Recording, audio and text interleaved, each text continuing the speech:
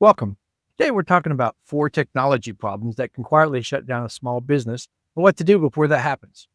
The reason this matters is simple. Technology problems are really just technology problems. They affect service, payments, staff, workflow, customer communications, and decision making.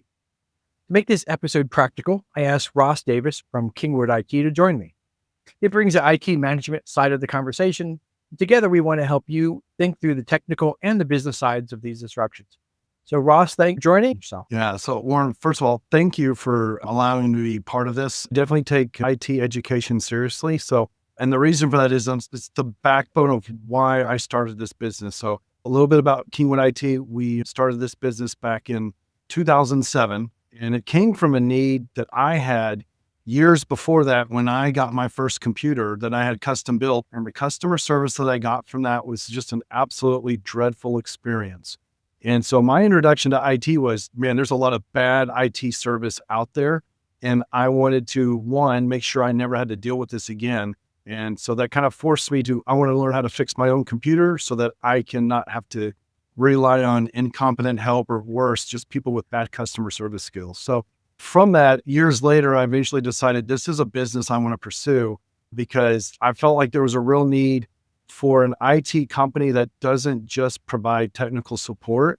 But when people ask me what I do, I tell them I'm an IT relationship therapist. So I really want to get to know my customers, my clients, the owners of these businesses, understand what keeps them up at night besides just the IT stuff. So that once I really know these people and really know what kind of makes them tick, what makes them be more effective as business owners, then I, as an IT person, can come in and make sure that we're doing things that align with their goals. Yeah. Well, I think that's important. I think relationships and all of this is what really help make things work and stick for everybody. Yes. So I appreciate it. So let's get to it. So good stewards of your time. Yes. So I want to start with, so think about backups because I think a lot of owners hear the word backup and they assume that means they're covered. So here's a question. So what's the biggest misconception small business owners have about backups? Okay, so that's a great question. So that's an easy one for me to answer. So when it comes to backups, the biggest misconception owners have is that they actually have a backup in place. And for example, if you think you have a backup, but you have no idea how to access said backup, then you really don't have a backup because it's useless if you don't know how to get to it. You don't know how to pull the data off. And then two, what is actually being backed up? How many times do business owners ever check in with their IT company to say, hey, can we verify and see what the backups look like? It almost never happens until they need it. And by then it's too late. Wow. Well, that's interesting. So from my business operations perspective, I kind of have the same issue. So what I see is people saying restoring data, they can see something, but it's not restoring their operations. And I think one of the biggest things that I see is that they don't test the systems. Like you said, they don't go in and say, hey, can we run a test to see is what I think I have, what I really have? And that really comes to something that it goes across everything I do. It's people assume something but they never test it to make sure that it's actually working. Right. Yeah. In the IT world, we have a thing called trust, but verify. And that applies to our clients as well. Yes, you should have an IT company you trust. Every now and then, it's a good idea to check in with them, but let's go ahead and verify and be like, you know what, IT company, I'm paying you XYZ dollars for a backup. Let's see if that works. And, maybe it's as simple as you create a Word document and then you go and delete it and then find out, did it get backed up? And how does those backups work? So you have an understanding of what to expect from a backup, not only what to expect as far as what did get backed up, but what to expect as far as how long is it going to take to get that backup recovered and what is required to make that happen. Right. I love that. And I would actually just add the one thing is, so when I see people worried about it, it's what critical functions are you backing up and what needs to be done first, right? So I see people, we've backed up, but they don't have the business plan that I don't mean big business plan, but that plan that says my business, so this is critical functions, A, B, and C, and making sure that A, B, and C are the first things that they can get back in so that they can get back in business. Yeah. And I think one of the biggest assumptions business owners make is they hear the word backup, but backups can mean a lot of different things. And knowing what is being backed up and also knowing what is not being backed up, those are important questions to be asking your IT company. So you know, as a business owner, exactly what is it to it you can expect if and when you do need that backup. No, I think that's the key. And I think you see it from the IT side, I see it from the operations side.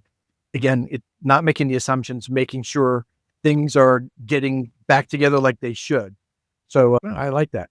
So, well, that kind of leads me to another issue, if we can, kind of going with backing things up and getting our business running.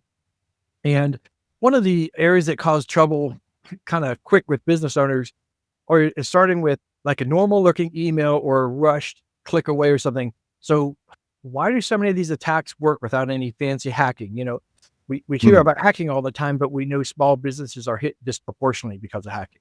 So another great question. So here's what a conversation a lot of times will look like with me when I'm talking to maybe a new client or maybe it's somebody who's they've got questions for me about security.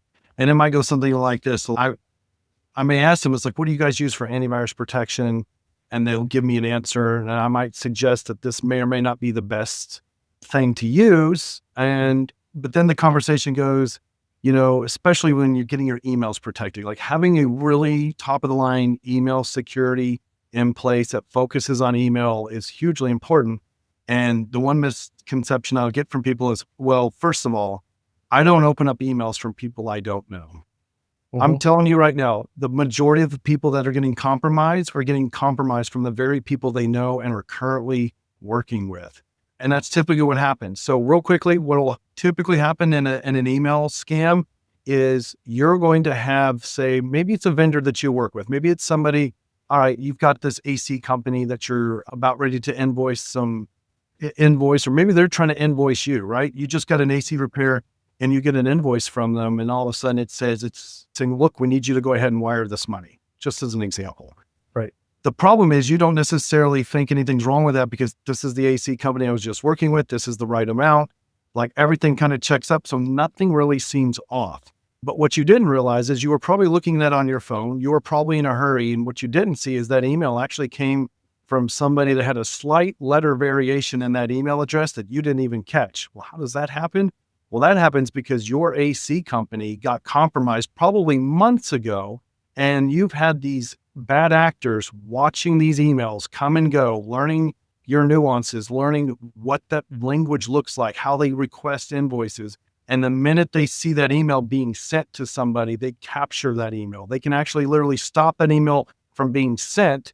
It gets rerouted, and instead they put their own email in place to kind of supersede that one. And so the person on the other end never even sees it coming. And from there, they start asking for usernames or passwords, or it could be a litany of different ways they can get in now. But it starts because they start monitoring the email on somebody's end that wasn't protected.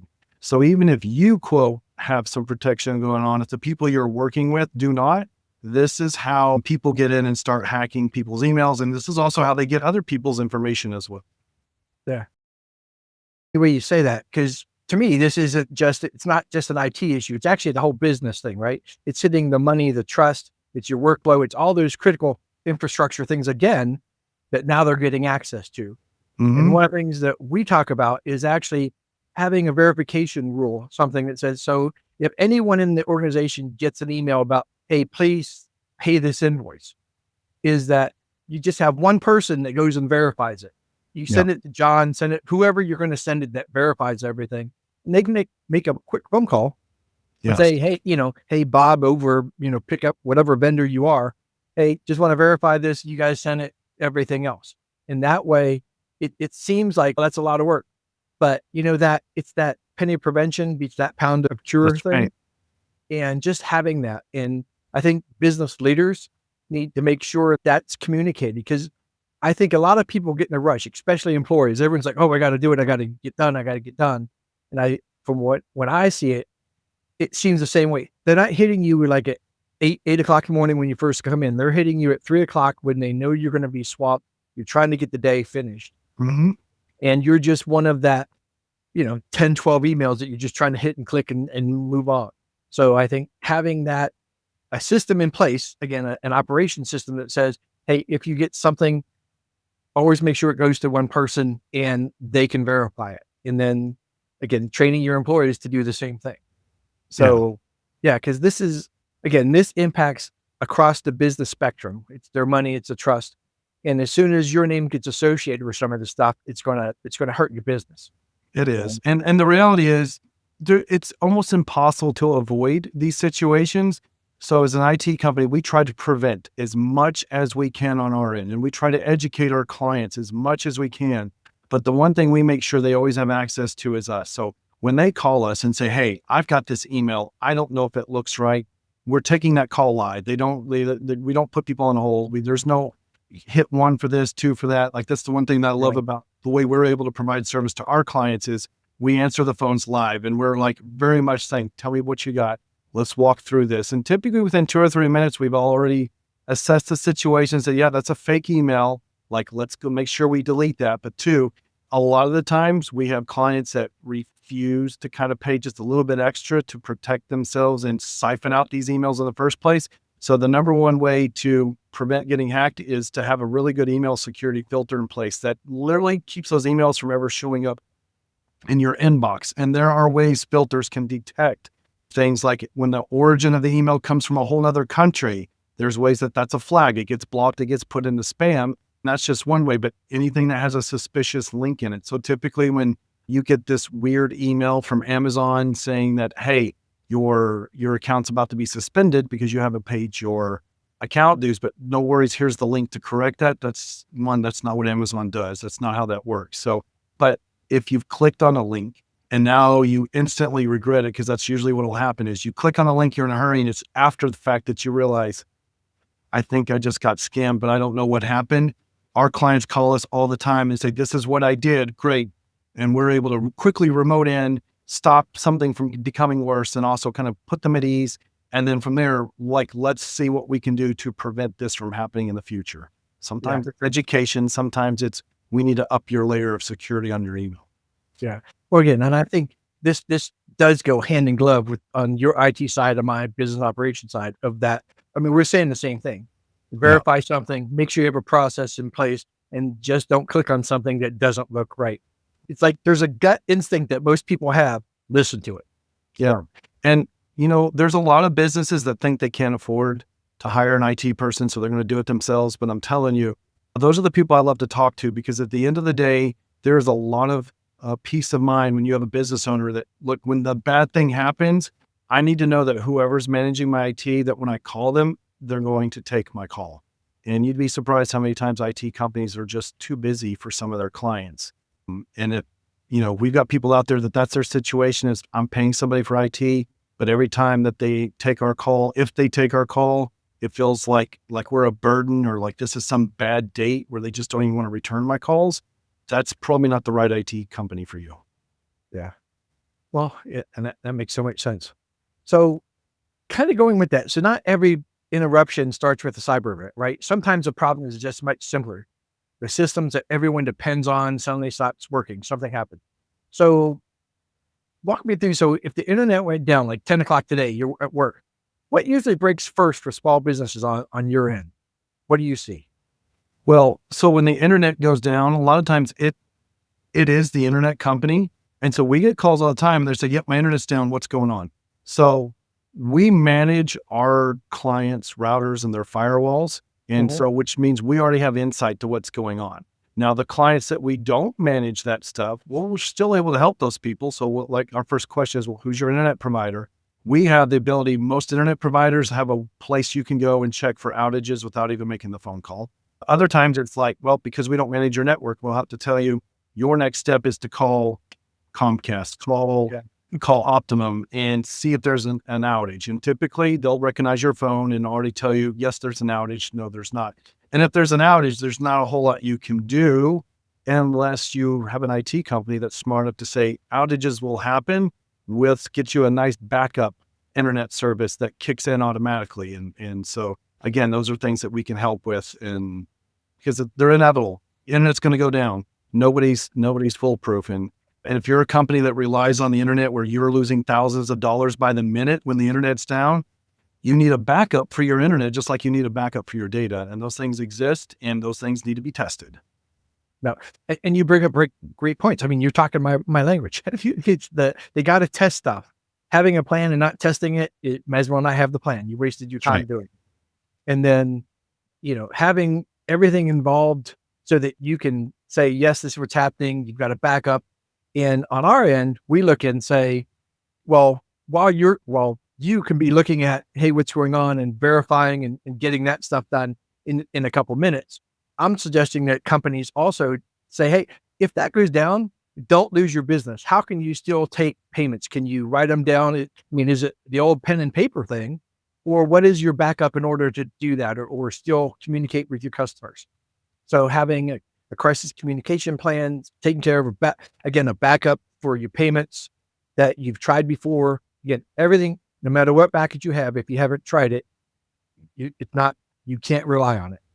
Right. And it may be a, manual workaround, or it could be, some other technology, but having something in place so that you can still operate your business. Because if it is a true outage and then you get that, I'd get on the phone, hey, we'll be back within the hour and hope that you're doing it. Well, I don't want to be trying to deal with customers and not being able to take payments, et cetera, because I'm having to wait for an hour. So Right. having that backup system, again, whether it's technical side or the operation side, really is what helps people, keep their business running and they don't have to lose a bunch of money because they weren't able to take care of their customers. Yeah. And then documenting this stuff, having a document in place. So when the panic hits, I don't even know what to do. Having a nice little document that's probably printed out, because if your documentation is only online and part of your problem is the internet's down and you can't get to that, your procedures are useless if they're not accessible. Just like your backups are useless if they're not accessible. Right. Well, and again, you're speaking my language. I love it. So, because we actually have a first hour card, and really what that means is it's having that written down on a piece of paper that they can look at. They can pull out by the cash register wherever they're at, and it Yeah. tells them, say, call Kingwood IT, number one, and then it walks them through the communications plan. It walks them through the other methods of what's going on, and it gives them something they can work on for an hour until they get everything taken care of. Mhm. So again, we're doing hand in glove because again, whether it's technical or it's operational, it's the same common sense stuff that makes sense for everyone to work through. Sure.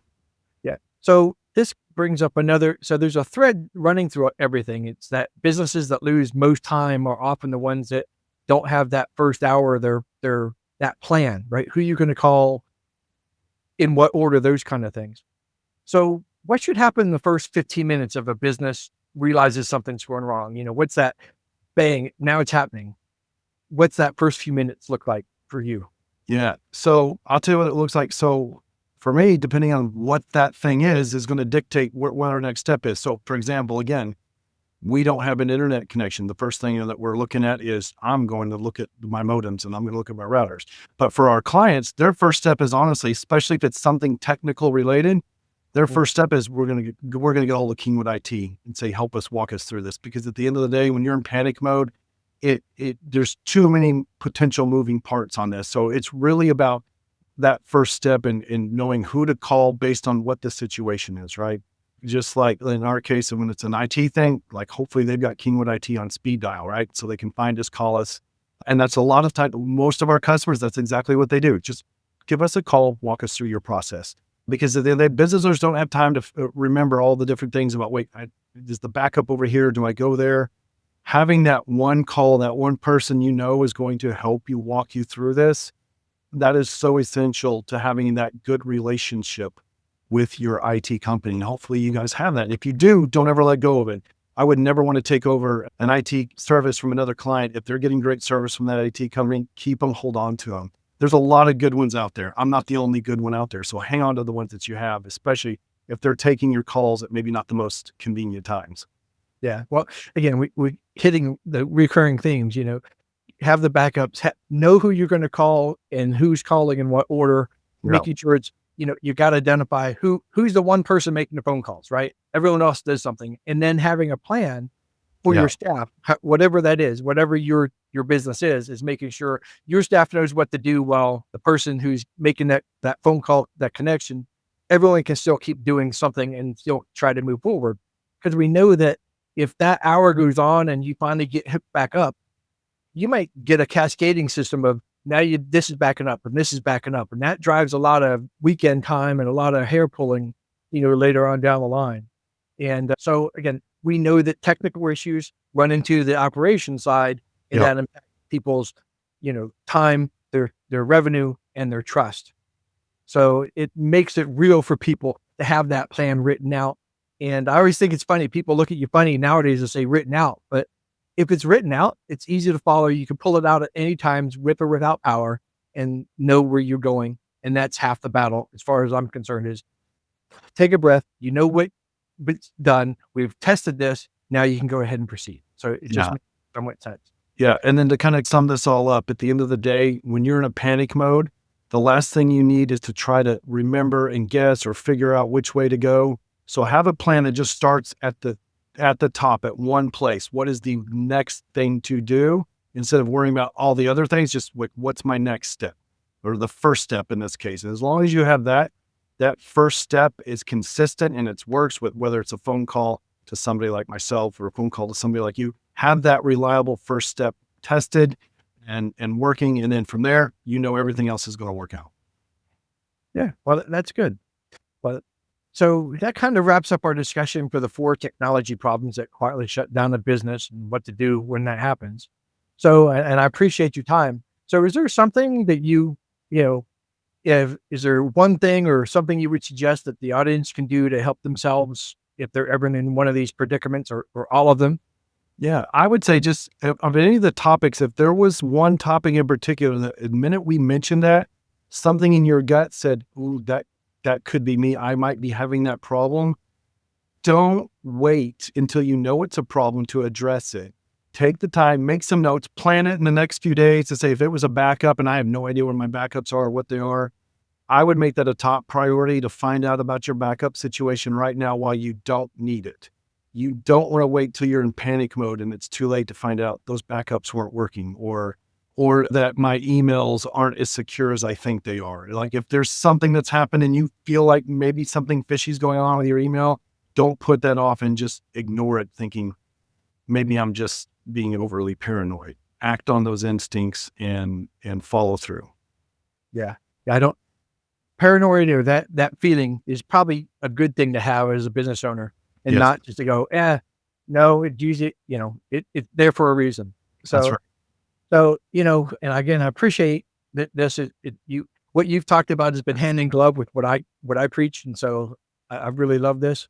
And what you can see through both of our conversation is that the common thread is that something small, something technical becomes a much bigger problem, especially when there's no one's thought about the response, what priorities are going on, or continuity.